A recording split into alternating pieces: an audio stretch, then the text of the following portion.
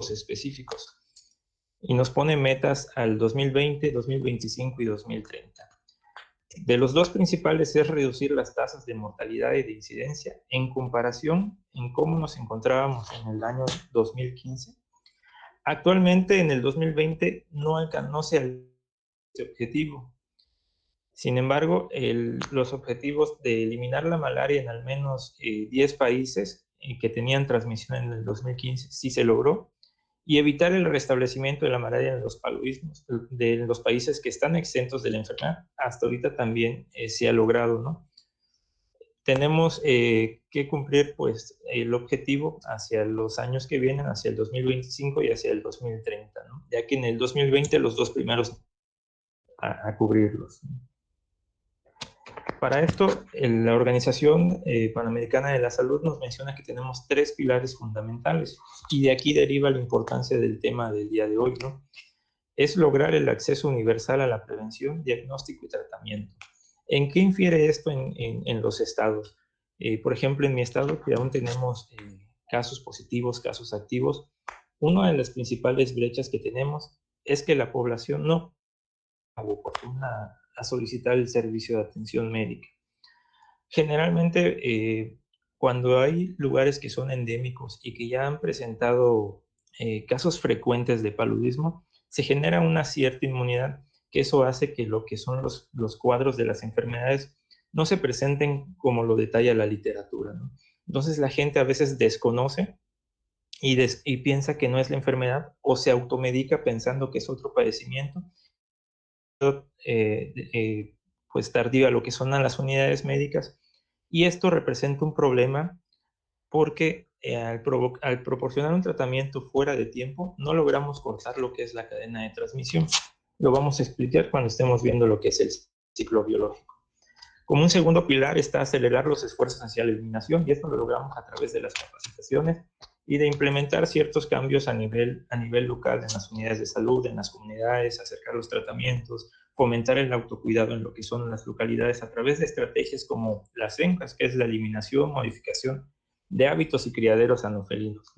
Tenemos que fomentar mucho la participación tanto local como de las autoridades estatales y locales. Sin ello, no vamos a lograr hacer un cambio tanto en el país como en los estados. La vigilancia del paludismo como tercer pilar debe ser una intervención básica y de rutina. Todos debemos estar pensando en paludismo y de tomar en cuenta la asociación epidemiológica, de dónde vienen, de dónde residen, de dónde han recibido contactos, ¿no? Hay que aprovechar como elementos de apoyo todas las innovaciones y las investigaciones que se van publicando. Hay que fortalecer un entorno propicio a través de las estrategias de promoción y de comunicación para la salud. ¿Qué causa el paludismo? El paludismo es un parásito denominado, es un plasmodio que infecta los glóbulos rojos del paciente, las células eritrocitarias, y que se transmite a través de la picadura de los mosquitos Anopheles hembra. Hay 5 especies de parásitos causantes de paludismo en el humano: el falciparum, vivax, malaria, y recientemente que se agregó el noblesse. De estos dos, principalmente el falciparum y el vivax son los más graves, los que más complicaciones presentan y los que son más difíciles de tratar. En este caso, nosotros en México principalmente nos enfocamos hacia el tratamiento del Plasmodium vivax, que es el que tenemos de manera endémica, y el falciparum en los últimos años solo se ha presentado como casos importados. Generalmente los síntomas habituales es fiebre elevada, que generalmente es una fiebre de inicio brusca que supera los 38 grados centígrados y que puede llegar hasta los 41.5.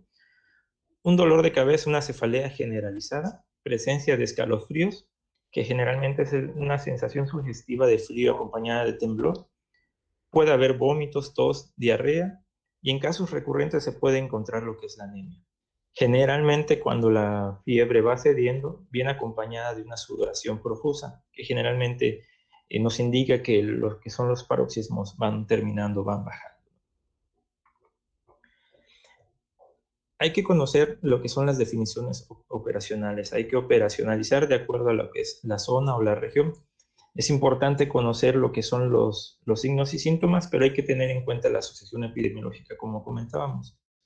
Por lo tanto, un caso probable va a ser toda persona que resida o provenga de un área con antecedente de transmisión palúdica y que en el último mes haya presentado fiebre o alguno de los síntomas, cefalea, diafuresis y escalofríos.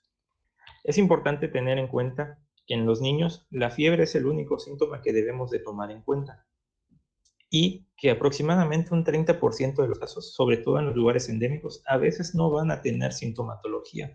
Esto es por lo que les platicaba de la inmunidad que adquieren ciertas regiones y que presentan un poquito de resistencia a la presencia de paludismo o generalmente en algunas personas que se automedican, sobre todo, por ejemplo, el problema que tenemos en nuestras regiones, que por ahí circulan muchos tratamientos a base de, por ejemplo, y eso hace que las parasitemias bajas, que no produzcan paroxismo, pero que sí pueden estar generando lo que es la enfermedad y producir brotes, ¿no? Un caso confirmado es aquel que se compruebe mediante los métodos parasitológicos aprobados por el INRI la presencia de estos plasmodios y mediante estos métodos, si no se logra detectar la presencia, se considera como un caso descartado. Una vez que se confirma un caso, lo podemos clasificar. Si el caso es de origen conocida fuera del país, lo denominaremos como caso importado. Los casos autóctonos son aquellos casos que se adquieren localmente por la transmisión de mosquitos de manera local. Cuando un caso de paludismo es detectado, se notifica por un estado, pero el origen de infección proviene de otro estado con transmisión de paludismo, se le denomina caso foráneo. Los casos introducidos son aquellos casos contraídos de manera local, pero que se vinculan directamente a un CIR de primera generación. Las recaídas son aquellos casos confirmados principalmente por Plasmodium vivax, pudiera ser también por Plasmodium ovales, que presentan nuevamente manifestaciones clínicas y que pueden presentarlas en un periodo de 2 meses hasta 3 años y en algunas literaturas se han documentado hasta 5 años, después de haber completado el tratamiento completamente supervisado y que al menos se registró un movimiento posterior al término del tratamiento. La recrudescencia es la reaparición de la parasitemia de formas asexuadas, esto es, de trofosoditos, esquizontes, después del tratamiento antipalúdico, que se debe a una eliminación incompleta de estas células que causaron lo que es la enfermedad.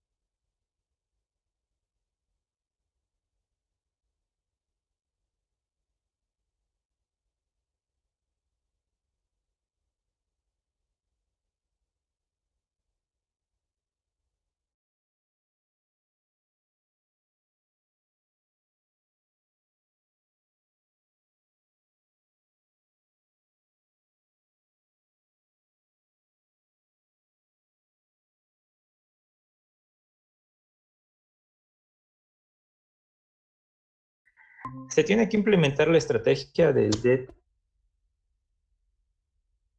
DTIR como estrategia para la eliminación del paludismo que operacionaliza las recomendaciones de la Organización Mundial de la Salud. ¿Qué es el DTIR y cuál es el objetivo? El objetivo de esta estrategia, que es el diagnóstico, tratamiento, investigación y respuesta, es eliminar el paludismo de los focos con transmisión activa. Se tiene que situar esta estrategia en el centro de todos los programas, tiene que ser de conocimiento de todas las áreas de vigilancia epidemiológica. Todos los médicos deben de saber identificar esta estrategia, incluso en los estados en los que no hay casos, porque a la hora de que venga la supervisión por la OPS y la Organización Mundial de la Salud, se debe de tener constancia de que todas las personas involucradas en el proceso de prevención, diagnóstico, control y tratamiento tenemos conocimiento de esta estrategia.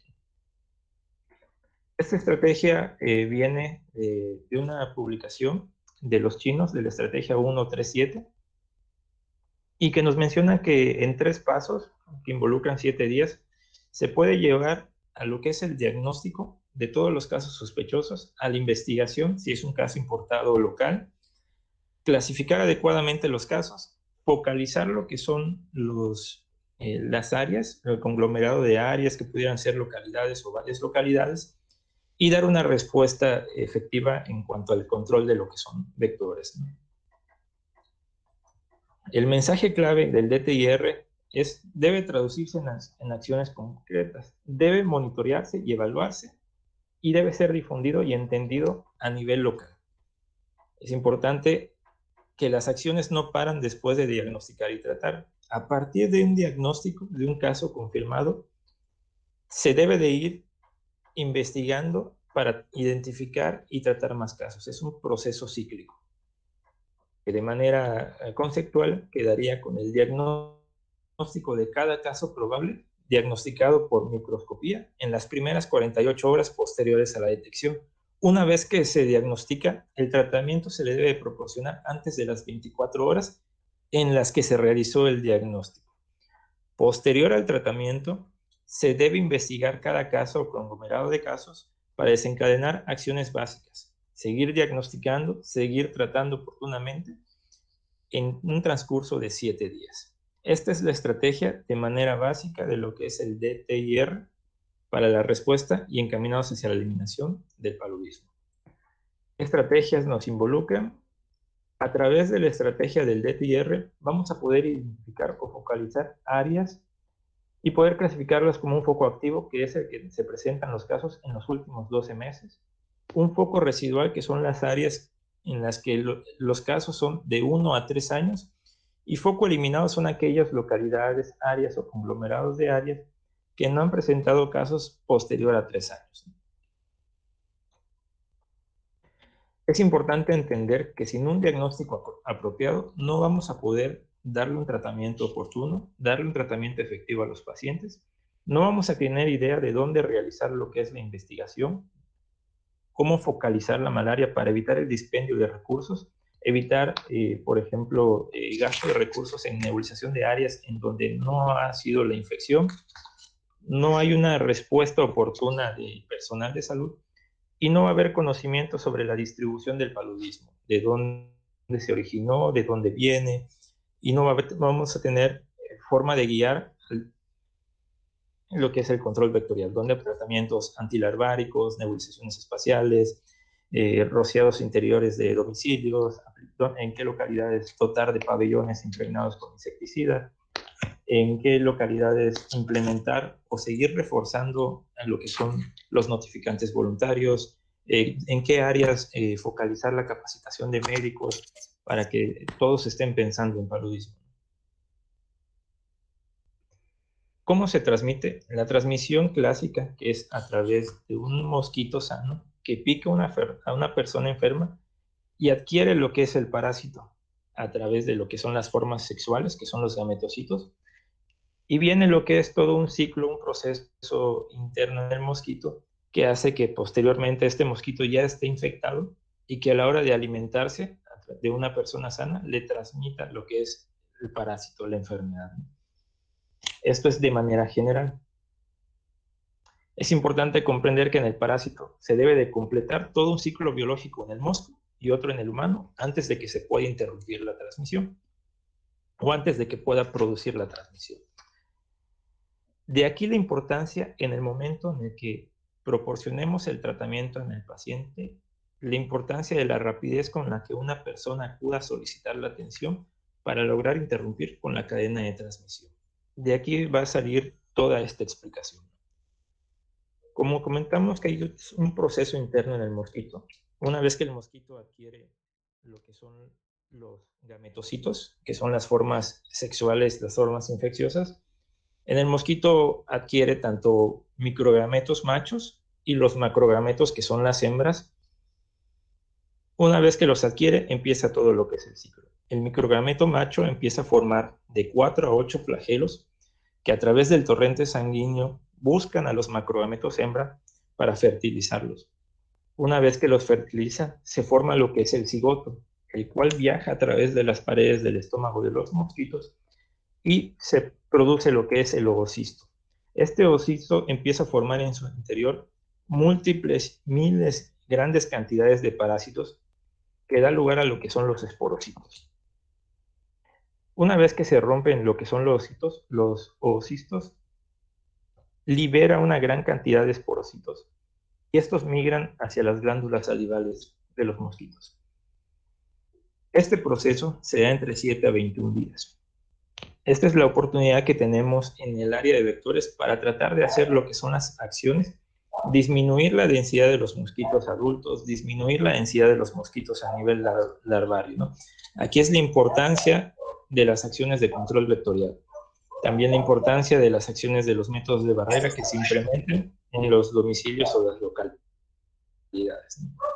Es que el mosquito ya tiene lo que son los esporozoitos en las glándulas salivales. Al alimentarse de la persona, le transmite estos esporozoitos. Estos esporozoitos viajan hacia el hígado e invaden las células hepáticas. Las células hepáticas, una vez que se infectan, se les conoce como esquizontes hepáticos. Estos van a producir dentro de su interior igual miles de parásitos que al romperse los liberan al torrente sanguíneo y se les conocen como merozoitos. Estos merozoitos van a viajar hacia los glóbulos rojos, hacia las células eritrocitarias y se van a empezar a alimentar de él y empiezan a crecer. Estos se les van a conocer como trofozoitos. Estos trofozoitos empiezan a producir parásitos internos y se forma lo que es el esquizón temático. Aquí la diferencia entre los dos ciclos que se producen en las personas humanas, la fase hepática que termina con los esquizontes hepáticos y la liberación de los merozoitos, y la fase eritrocitaria que comprende lo que es la formación de los esquizontes hemáticos y que también al acumular gran cantidad de parásitos y al romperse, liberan nuevamente merozoitos. Aquí estos merozoitos siguen dos caminos. Pueden volver a regresar y seguir infectando lo que son los glóbulos rojos e reiniciar nuevamente el ciclo, o algunos maduran y se forman y se convierten en lo que son los gametocitos. Recordando en un inicio, el microgameto es macho y el macrogameto es hembra. Pero aquí no acaba todo. Este proceso se puede dar en un promedio de 7 a 30 días. Si vemos, la forma infectante en el ciclo de los humanos es hasta la formación de lo que son los gametocitos. Esta formación de gametocitos generalmente se da en un promedio de 7 a 21 días. Por lo tanto, si la persona acude de manera oportuna antes de que se encuentre la formación de gametocitos, vamos a poder eliminar las formas eritrocitarias. Los mosquitos se alimenten de esa persona que ya tenga los esporozoitos y que tengan las formas eritrocitarias, no va a poder transmitir la enfermedad porque no van a haber gametocitos que puedan fertilizar en el mosquito. Por eso es la importancia del tratamiento oportuno, la importancia del diagnóstico precoz, del tratamiento en menos de 24 horas, porque lo que está buscando la Organización Panamericana de la Salud y la Organización Mundial de la Salud es precisamente llegar a tratar a las personas antes de que se formen los gametos, las formas infectantes. Pero ¿qué pasa en algunas personas? A veces no todas las células hepáticas se transforman en esquizontes y liberan lo que son merozoitos. Algunas células hepáticas de los Plasmodium vivax y ovale se quedan durmiendo en una fase durmiente en estas células que se les conoce como hipnozoitos y que pueden permanecer, como mencionamos, hasta 3 años o en algunas literaturas hasta 5 años y son los causantes de las recaídas. ¿Qué mensaje me interesaría que se queden de esta lámina? Es la importancia de las acciones oportunas para evitar las formas sexuales de los gametocitos antes de que el mosquito se pueda alimentar de estos y pueda seguir transmitiendo lo que es la infección. Recordemos que una vez que el mosquito se infecta, se mantiene infectante durante toda su vida.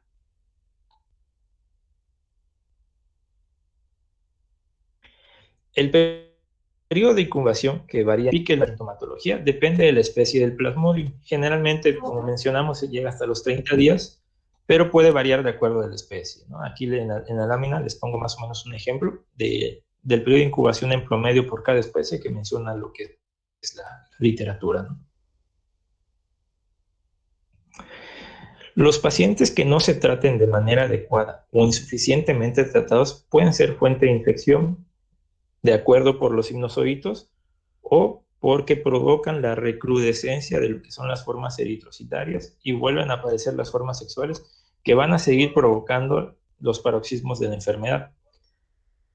El falciparum por lo regular no presenta más que un año que pueden ser infectantes, ¿no? No así como los 5 años que puede tener el caso de Plasmodium vivax, ¿no? Y ahí la importancia de por qué ahorita enfocarnos sobre todo a eliminar lo que son las formas del Plasmodium. Como mencionamos, el mosquito se mantiene infectante durante toda su vida y que esto va de un periodo de 30 a 40 días, dependiendo de las condiciones ambientales, de los depredadores naturales, de las acciones que implementen lo que es el departamento de vectores. El periodo de incubación posterior a la transfusión de sangre depende más bien del número de parásitos inoculados.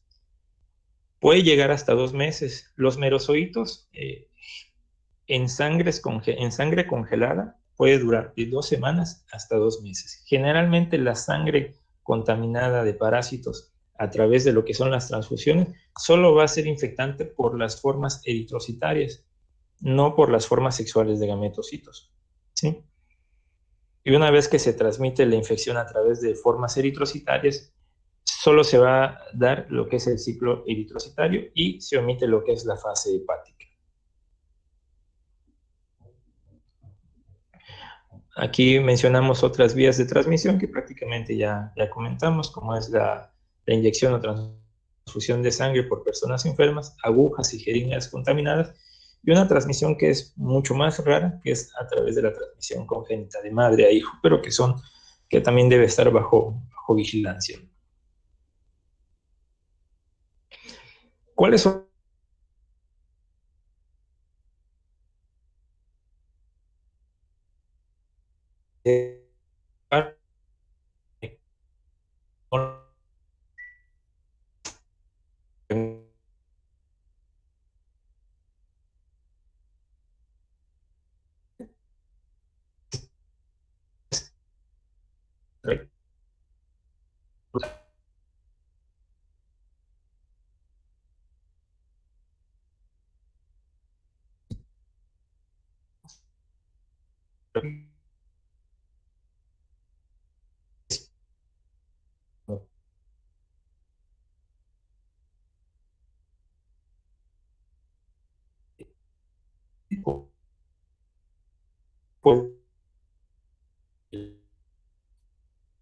y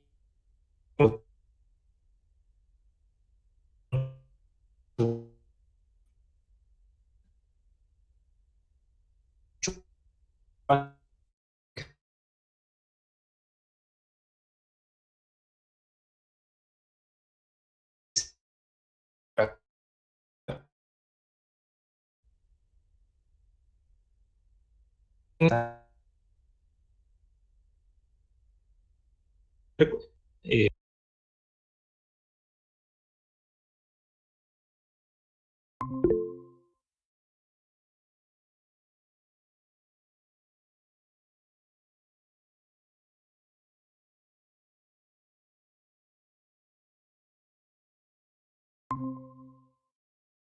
confirmar lo que es la especie de Plasmodium para buscar parásitos. Se utiliza en situaciones especiales, es decir, la gloria generalmente es más sensible porque se van a poder observar de mucha manera mucho más fácil lo que son los parásitos.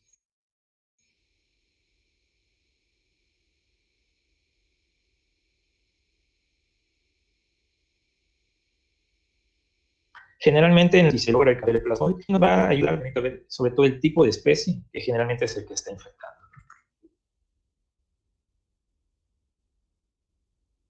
¿Cuál es el método? Generalmente se selecciona lo que es el dedo anular, se limpia el dedo con un algodón y alcohol al 70%, Se debe de frotar y secar con un algodón seco para estimular la circulación. Posterior a esto, con un lancete estéril, ya sea si no es autorretráctil, actualmente se están utilizando las lancetas autorretráctiles, se debe de realizar un movimiento de rotación funcionando lo que es la yema del dedo de la mano. Se debe aplicar una presión suave sobre el dedo para exprimir la primera gota de sangre y ésta se limpia. Se debe apretar suavemente lo que es el dedo y se recoge una gota de sangre en el centro del portaobjeto. Esta, esta gota que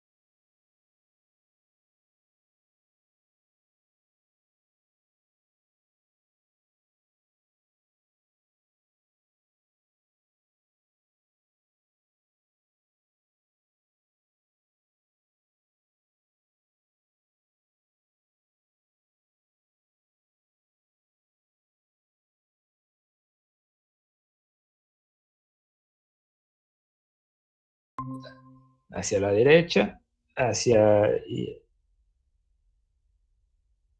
hacia abajo y otra vez hacia la derecha. Estas se deben de dejar secar, se deben de proteger del polvo, de la luz del sol y del calor.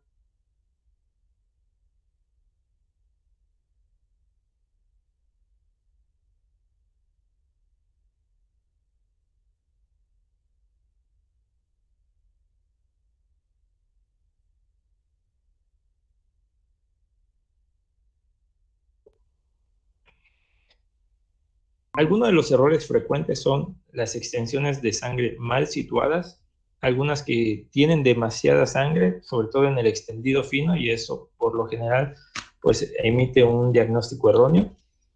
Hay poca sangre o que no se limpiaron adecuadamente los portaobjetos y están grasosos, o a la hora de tomarlos colocamos el dedo en las partes de los portaobjetos y y se queda pues grasa, sudor, y provoca una mala extensión de lo que son de las muestras sanguíneas, ¿no? Tomando como base lo que es el marco para hablar del tratamiento del paludismo, recordemos que en uno de los pilares, uno de los más importantes es lograr el acceso universal para el diagnóstico y el tratamiento. Estos tratamientos nos van a servir para tres objetivos generales que son muy importantes. Uno es suprimir los síntomas de los paroxismos palúdicos, es decir, la sintomatología que refiere el paciente a la hora de consulta. Un paciente cuando acude con un médico lo que busca es sentir alivio, que se le quiten estas molestias a las que alude. Otro de los objetivos es eliminar tanto las formas sanguíneas y hepáticas en los casos agudos. Recordemos que uno de los objetivos importantes es eliminar los sinusoídos para evitar lo que son las recidivas. Esto a su vez nos va a ayudar a prevenir lo que son las recaídas, y también uno de los objetivos es garantizar la protección hacia viajeros que se dirijan a países endémicos. En nuestro país, como no se ha detectado o se ha confirmado resistencia, realmente se basa en la combinación de cloroquina y primaquina en diferentes esquemas a nivel nacional. Estos tratamientos están basados en la guía para el tratamiento de la malaria de la Organización Mundial de la Salud.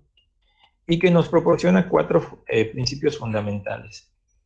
El tratamiento debe ser temprano, rápido y efectivo. Se debe usar de manera racional los agentes antimaláricos. Ya no se utilizan tratamientos masivos, ahorita lo vamos a comentar. Y debe ser un tratamiento combinado para tratar de eliminar las dos formas, tanto sanguíneas como hepáticas, por la presencia de los sinusoídos en nuestro país. Las dosis deben ser apropiadas de acuerdo al peso. Uno de los principales errores por los que se le añadía la persistencia de la transmisión palúdica en algunos estados es porque se manejaban dosis estándares y no se tomaba en cuenta que algunas personas estaban por arriba del peso con el que se idearon estos cuadros generales o estándares, y por eso eran tratamientos insuficientes que permanecían en lo que son las formas eritrocitarias o sexuales en los pacientes, pero como tenían una parasitemia tan baja, no presentaban sintomatología y por eso no se diagnosticaban. Entonces, uno de estos errores se cambia y ahora las dosis son de acuerdo a peso. Hay que tomar una báscula, pesar al paciente antes de dar un tratamiento.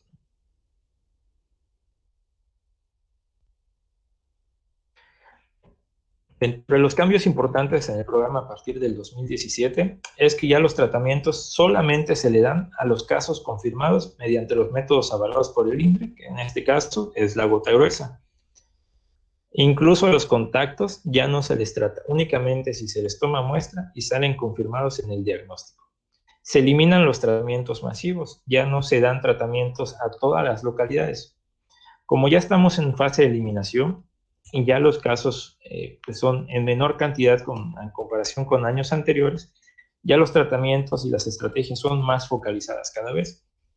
Se eliminan los tratamientos supresivos o presuntivos, ya no hay tratamientos presuntivos, todo va a ser ante un caso confirmado, y se eliminan los tratamientos de seguimiento de 3x3 por un medio. De manera general, para el conocimiento de las personas que estamos aquí, elaboré esta tablita con los esquemas de tratamiento. En los estados con transmisión autóctona, que tienen transmisión local, el esquema de tratamiento es el tratamiento de cura radical a 7 días acortado, que consiste en la combinación de cloroquina con primaquina. La cloroquina se da una dosis de 10 miligramos por kilo día, solo el primer día. A partir del segundo al cuarto día, daremos una dosis de 5 miligramos por kilo. La primaquina, como es un tratamiento acortado, su dosis de manera general que se manejaba en el esquema tradicional de 14 días era de 0.25. Sin embargo, en el esquema de tratamiento acortado se da una doble dosis de primaquina, por lo que queda a 0.50 miligramos por kilo día. ¿Esto a qué se debió? Hay un estudio publicado en la página de la Organización Mundial de la Salud, en donde observaron la diferencia entre un tratamiento acortado a 7 días y un tratamiento de cura radical a 14 días. Lo que se observó es que hubo una ventaja en el tratamiento acortado a 7 días porque había mayor porcentaje de adherencia al tratamiento. En el tratamiento a 14 días, generalmente, por las molestias que pudiera ocasionar la primaquina, como los dolores, náuseas o vómitos, generalmente a veces la gente abandonaba lo que es el tratamiento, o era un tratamiento incompleto. Entonces, una de las principales ventajas es que la adherencia al tratamiento es mucho mayor en el TCR acortado. En los estados con más de 3 años en caso y que se presenten casos importados, el tratamiento es de cura radical a 14 días, con la combinación igual cloroquina-primaquina, siendo igual en el caso de la cloroquina 10 miligramos por kilo el primer día y del segundo al cuarto día 5 miligramos por kilo. La primaquina, aquí les pido una disculpa, la primaquina aquí en el tratamiento a 14 días es a 0.25 miligramos por kilo durante 14 días. ¿Cómo se trata el paludismo por un Plasmodium falciparum?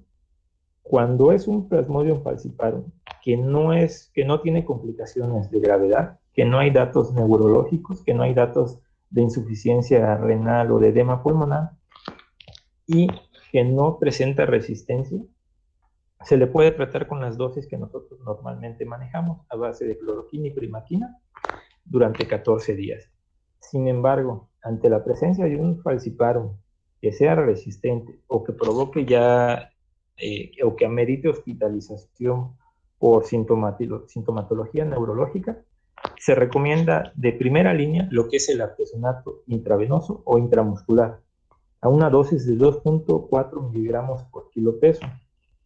Al ingresar, a las 12 horas, a las 24 horas y una vez al día hasta que tolere la vía oral.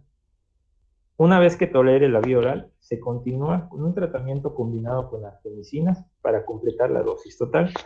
Los tratamientos combinados ya vienen, en las tiras de medicamentos ya vienen la combinación del Artemeter con lumenfantrina, que es el que generalmente nos proporciona el Cenapresa, pero puede venir con artesonato más amodiaquina, artesonato más mefloquina, o las otras que les mencioné en la lámina.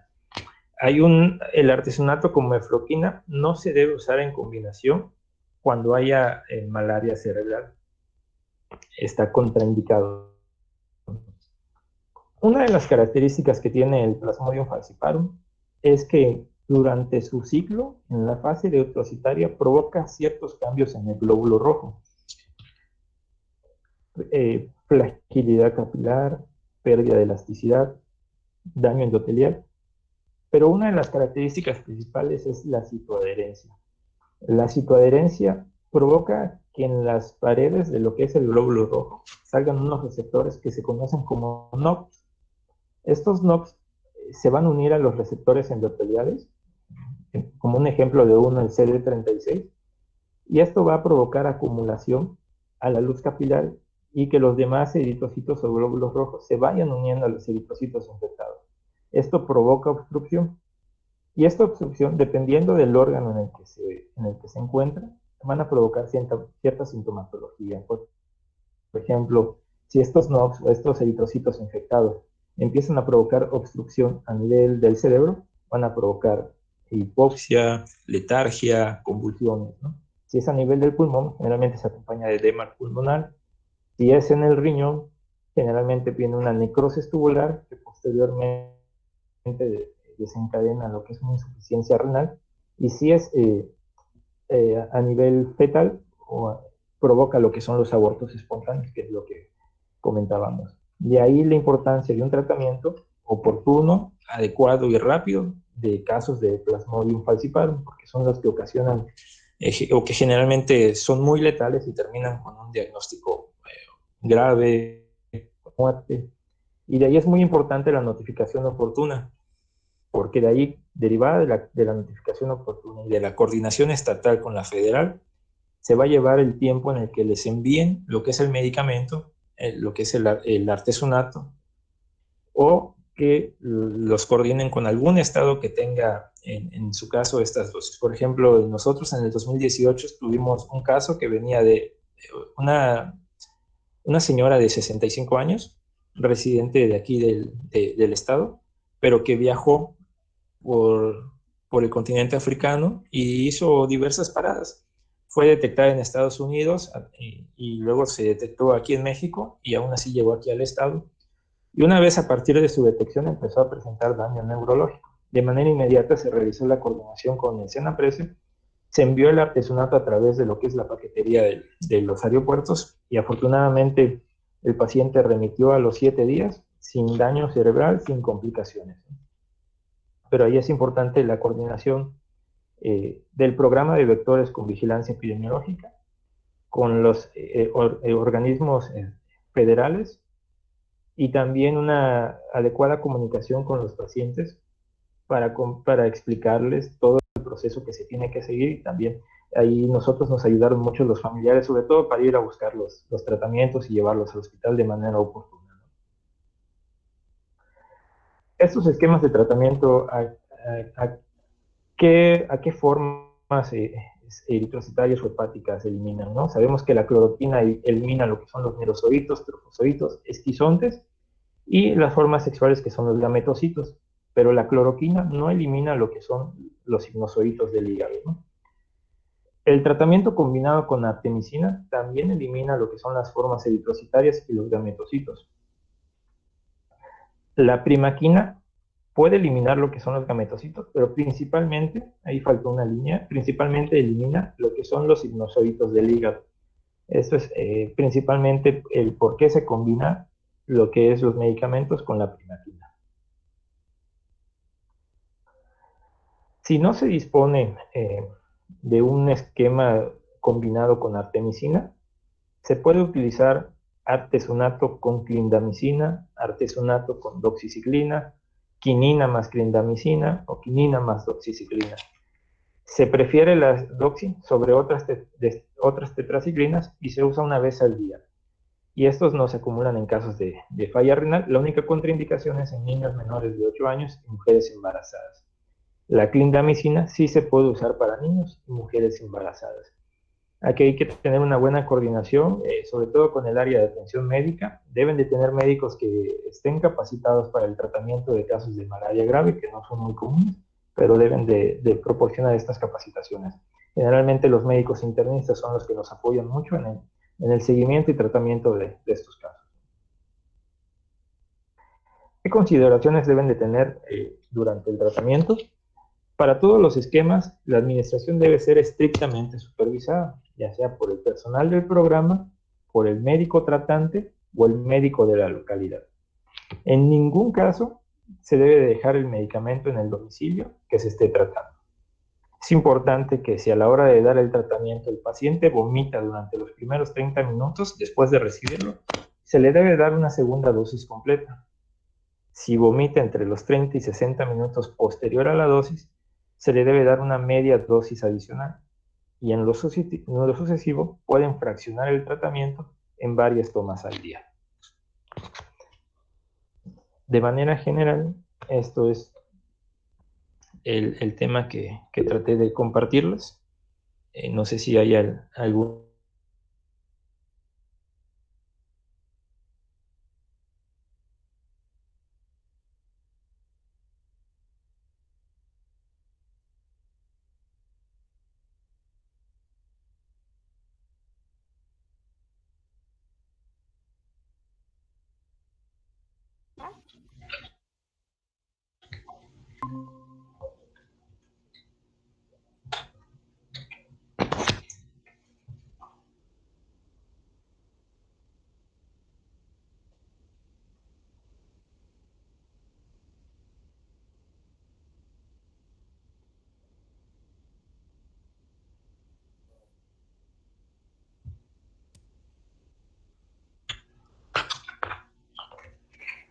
Bueno, me parece que no hay dudas.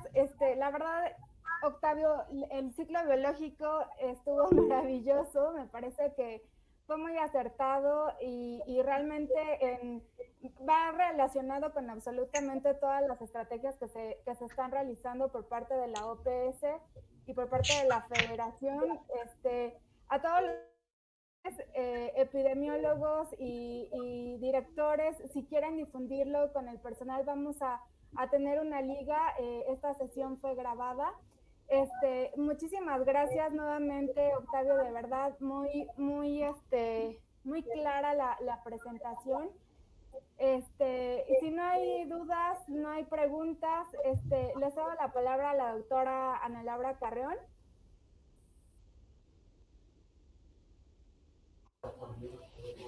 Gracias, muy buenas tardes a todos. La verdad es que una presentación bastante clara, completa, con toda la información que debemos de saber y debemos de conocer para poder sospechar el diagnóstico cuando llegue a nuestras unidades de salud, a nuestros hospitales.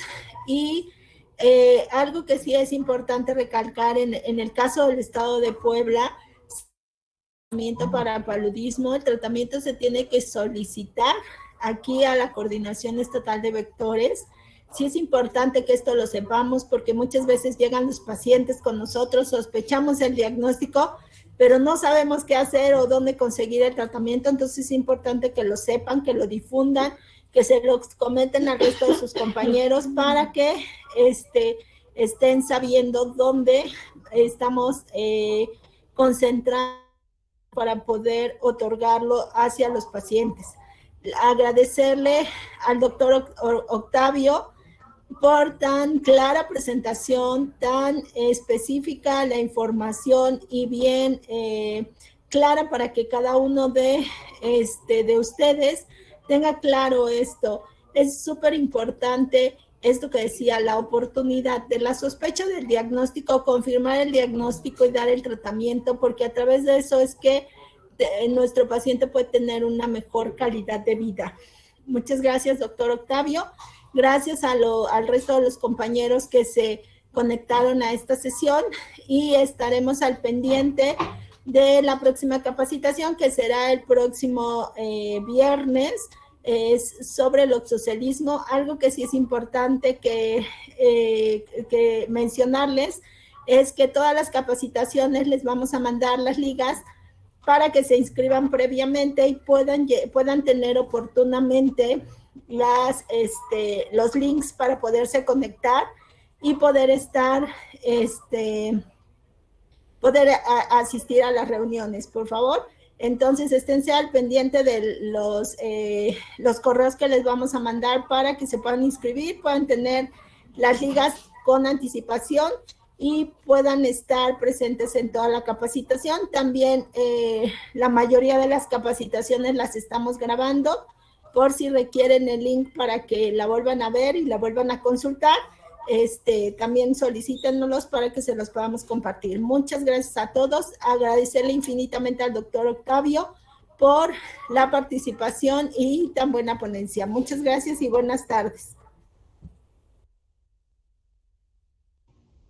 Hasta luego, muchas gracias a ustedes por la invitación. Espero que haya sido de su agrado, ¿no? Quedo a sus órdenes ante cualquier duda o bueno, algo que les podamos ayudar aquí en el estado. Muchas gracias, Octavio. Esperamos verte pronto. Saludos.